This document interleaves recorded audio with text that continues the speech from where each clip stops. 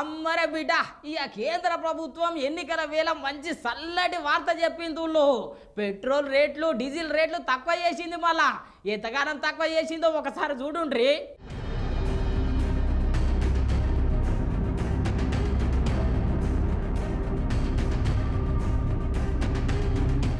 లోక్సభ ఎన్నికల వేళ లోకమంతా ఖుషి అయ్యే ముచ్చట చెప్పిందులో మన కేంద్ర సర్కారు మొన్ననేమో మహిళా దినోత్సవం నాడు గ్యాస్ బుడ్డి మీద 100 రూపాయలు తక్కువ చేసింది.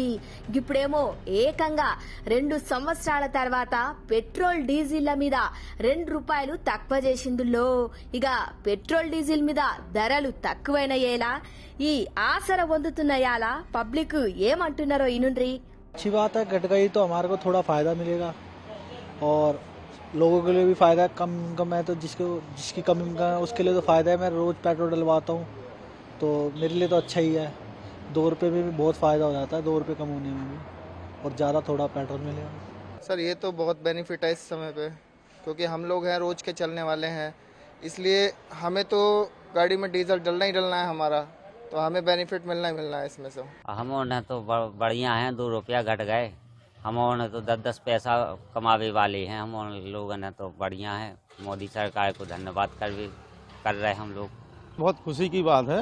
मोदी सरकार में ये काफ़ी राहत मिलती रहती है सभी को. भाई इसमें क्या है कि घर परिवार वालों को भी काफ़ी राहत है, ट्रांसपोर्ट वालों को भी काफ़ी राहत है ना. भाई भविष्य में मोदी सरकार से इसी तरीके से बहुत सुविधाएं मिलती रहती है, जिसमें पब्लिक को काफी राहत मिलती रहती है. ఇన్నారు కదా మస్తు ఖుషి అవుతున్నారు. మోదీ సార్కు ధన్యవాదాలు కూడా తెలుపుతున్నారు.